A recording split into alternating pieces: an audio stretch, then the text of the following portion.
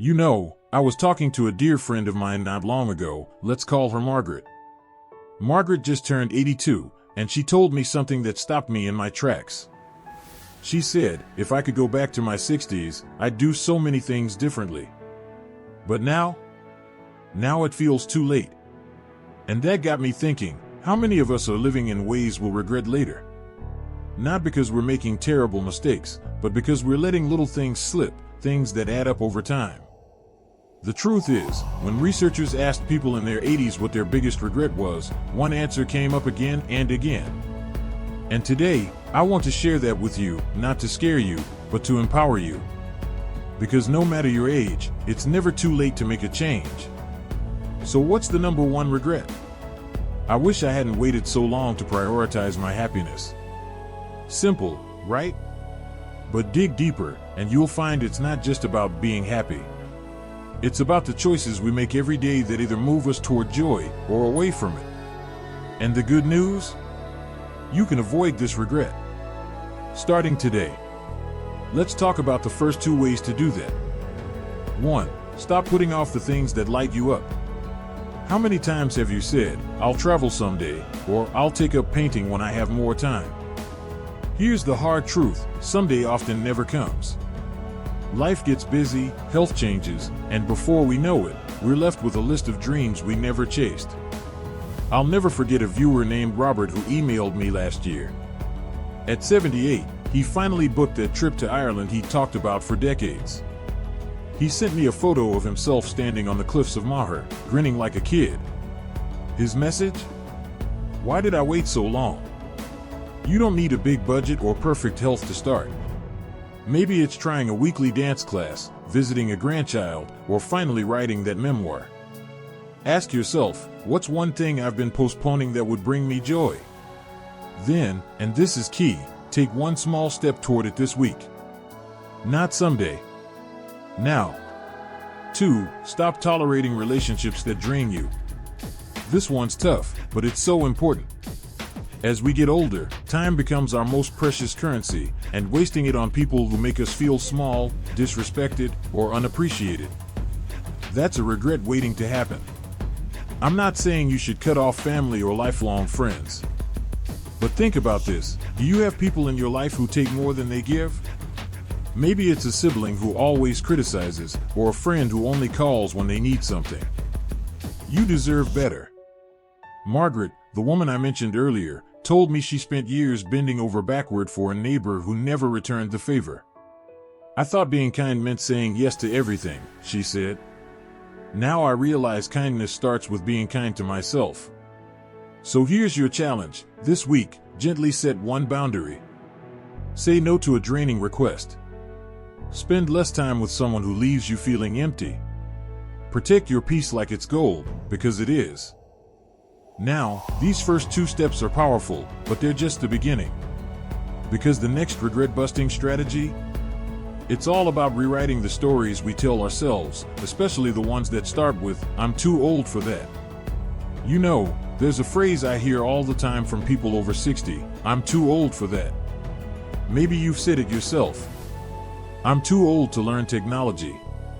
I'm too old to wear bright colors.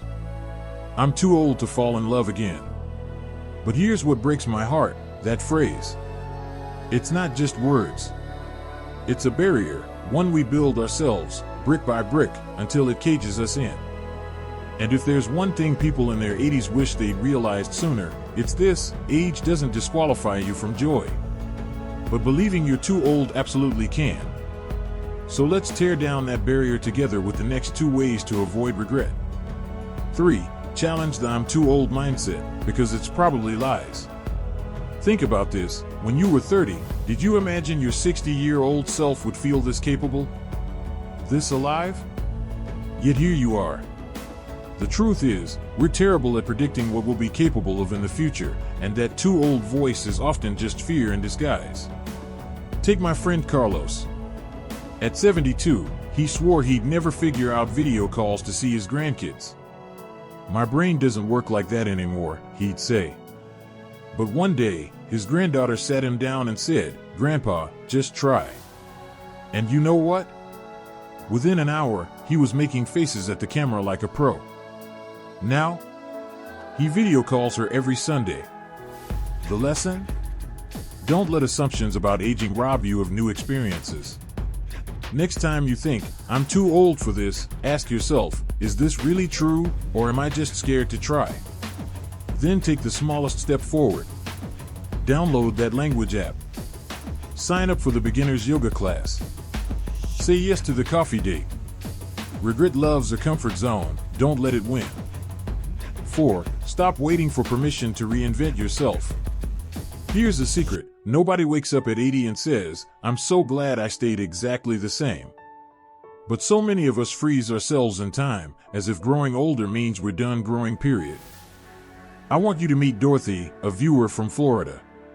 At 68, she'd been a widow for 10 years, wearing the same muted sweaters, eating the same meals, watching the same shows.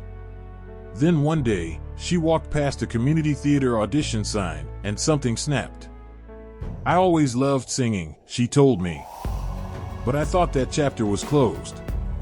Long story short, Dorothy landed a role in The Sound of Music, bought a fuchsia dress for opening night, and now performs twice a year. I spent years waiting for someone to tell me it was okay to change, she said. Turns out, I was the only one who could give that permission. Your turn. What's one tiny way you could reinvent yourself this month? Maybe it's trying a bold new haircut, planting a quirky garden, or finally joining that book club. Reinvention isn't about big leaps, it's about refusing to let yesterday define tomorrow. Now, these 4 strategies are game changers, but there's one more that ties them all together, and it's the ultimate key to living with no regrets. It's not what you'd expect, but it's what the happiest seniors I've met all have in common. There's something extraordinary about people who reach their 80s and 90s with sparkling eyes and zero regrets. When you talk to them, you start noticing a pattern. It's not just what they did that made the difference. It's something deeper. Something we haven't talked about yet. And it all comes down to this. 5. Practice radical gratitude, especially on hard days. Now, I know what you might be thinking. Gratitude? Really? That's the big secret? But stay with me, because this isn't about forcing positivity or ignoring life's very real challenges. It's about a daily habit that changes how you experience time itself. Let me tell you about my neighbor, Evelyn. At 94, she survived cancer, buried a husband, and needs a walker to get around. But every morning, without fail, she does something remarkable. She picks up her little notebook, the one with daisies on the cover, and writes down 3 things she's grateful for. Some days it's big, my granddaughter brought her baby to visit. Other days? The way sunlight hits my teacup at 3 p.m.